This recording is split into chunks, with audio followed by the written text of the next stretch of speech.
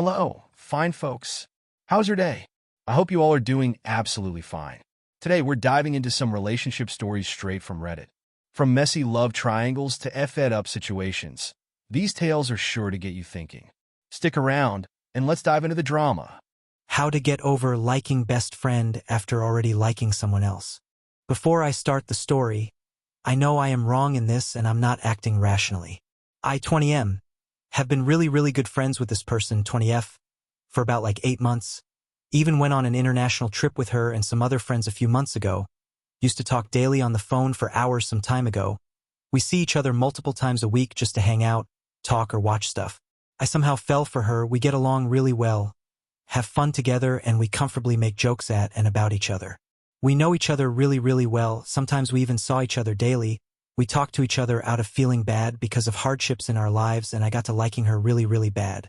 The problem is that I don't think she sees things the same way at all. I even sometimes jokingly flirt, but it's always been in a manner so that we both laugh at it, never serious.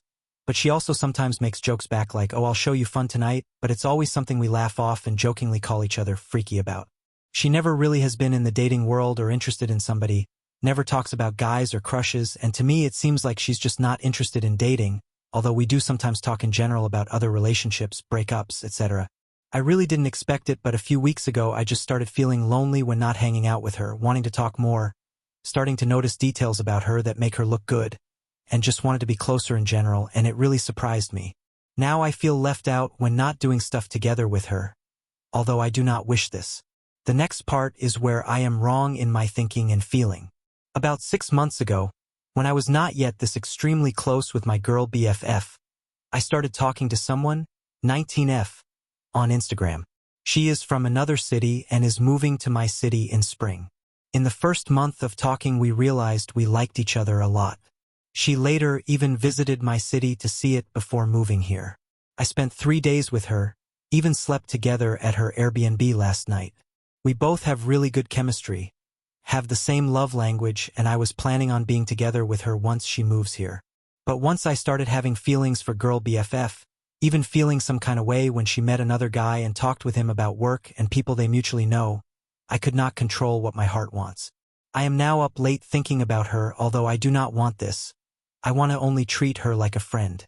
Talking to her about it isn't really an option. All our friends are kind of in the same common group. We all know each other, and if it was revealed that I confessed to her after being just a good friend for so much time, I'm like 70% she would say, "You know," and I would be talked about a lot, and I would not like that.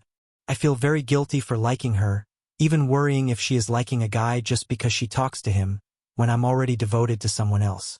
I do not know how to get over her and see her as just a friend.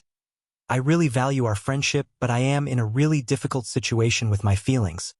I feel as though I am hurt. The girl BFF does not know about the other girl or that I met up with her. TLDR. After already being romantically interested in someone, I started liking my best friend, and I don't think she likes me back. You're in a tough spot, torn between feelings for your best friend and someone you've already been building a connection with. It's important to focus on what you truly want and prioritize clarity in your emotions. If you value your friendship and want to move past these feelings, creating some distance could help. Spend less time one-on-one and avoid interactions that deepen your attraction. Meanwhile, nurture the bond with the person you've already expressed interest in, as there seems to be real potential there. Be honest with yourself, take things slow, and ensure your actions respect everyone involved, including yourself. My boyfriend wants a clean house, but refuses to clean? Just typing out the title to this post has me feeling like a basket case, but here goes. When I first met my boyfriend, it was immediately apparent that he is disorganized and messy. He was clearly very comfortable/unembarrassed by this, and I'm relatively easygoing regarding clutter and piles of things like books and mail stacking up, so I didn't see this as a negative. He was so sweet and caring, and we really connected on everything. In a weird way, it feels comforting to me when I walk into someone's home and see little messes. It's like I can see the trace of how they've gone about their day/week, and it feels very human. Maybe that's strange, but whatever.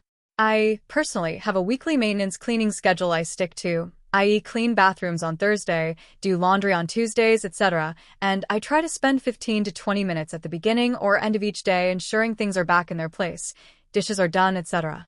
This is a simple system that works for me. We had so many discussions about this prior to moving in together, so I thought we were on the same page. Do your best to clean up after yourself. We're in this together as partners and can help each other out as needed. A house should look lived in, and it's okay if things get a little messy and out of hand from time to time. Also, I like doing the laundry, so I agreed to take on that responsibility 100%. We agreed we'd delegate specific chores if necessary. Then something weird happened when we actually moved in together. Suddenly, he has this very high standard for cleaning that he isn't willing to hold himself to at all. The house is a wreck, and I've rapidly learned that if I don't clean it, it won't get cleaned.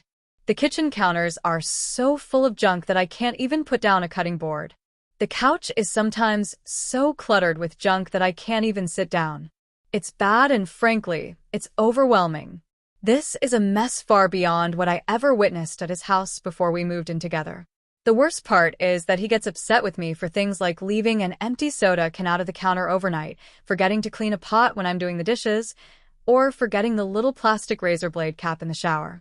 Meanwhile, these little things are like blips in the sea of filth and destruction he's always setting off across the house. He says I lack initiative, and I'm not just seeing what needs to be done and doing it, but the truth is, if I did everything that needed to be done, I'd be running around like a maid all day, on top of my full-time job, to clean up messes I'm not making.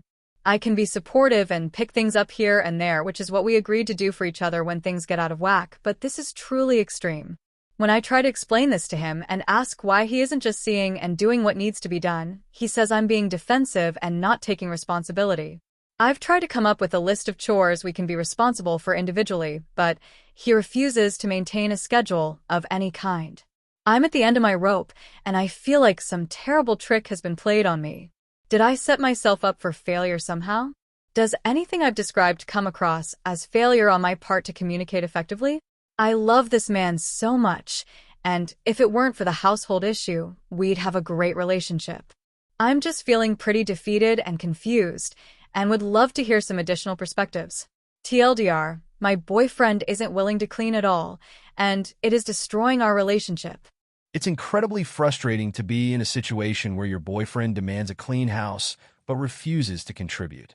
You've already tried communicating, suggesting chore schedules, and taking on extra responsibility, but his refusal to compromise shows a lack of respect for the partnership.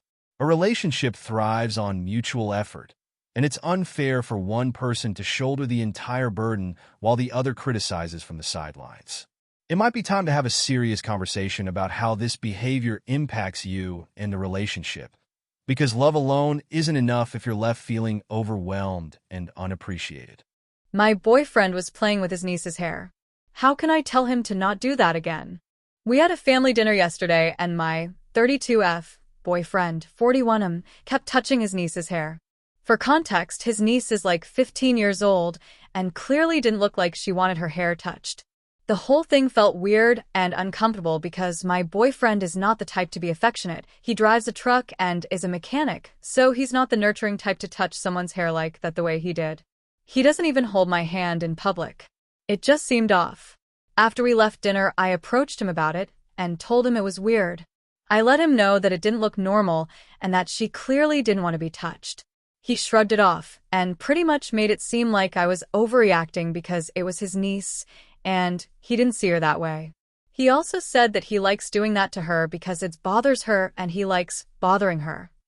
I really thought the whole thing was inappropriate, but maybe I didn't communicate how I felt correctly. I don't know. Any suggestions on what I could have done differently? You were right to feel uneasy and address the situation.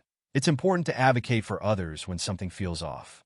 Your boyfriend's behavior, especially after you mentioned the niece's discomfort, seems dismissive of her boundaries, which is concerning. You might try explaining that even playful gestures like this can make people feel uncomfortable, especially teenagers who are figuring out their boundaries. Emphasize that respecting her feelings is more important than dismissing them as overreacting. A calm, constructive conversation about why this matters might help him understand your perspective and reflect on his actions. Feeling alone in my marriage. I'm 40/M, married to my wife, 46/F, for almost 7 years. We've got kids, and they mean everything to me. My job as a content creator has allowed me to provide for my family, and I've worked damn hard to give them what they need. On the surface, everything looks solid, kids, a good career, but inside, I'm not okay. I'm fully committed to my kids. I'm present every day. But when it comes to my marriage, I'm stuck in a situation I never expected. Over the past few years, it feels more like we're just coexisting. I'm trying to keep things together for the sake of the kids, but we've got serious issues that don't seem fixable. I've done everything, patience, compromise, putting her first, but it never changes. At home, there's constant tension. Her insecurities and jealousy are eating away at what little we have left. I can't talk to my family or friends without her questioning everything, and if I even talk to another woman, doesn't matter who or why, she flips. It's draining, and it's like living with a shadow of the person I once knew. I've tried to make her feel secure, but it's like I'm banging my head against a wall. The love I had for her is gone, and I don't know how to get it back. I don't regret the good times, but I regret what we've become. Right now, I feel emotionally cut off in a marriage that was supposed to be a partnership. TLDR. I'm sharing this because I'm struggling with how to handle it all.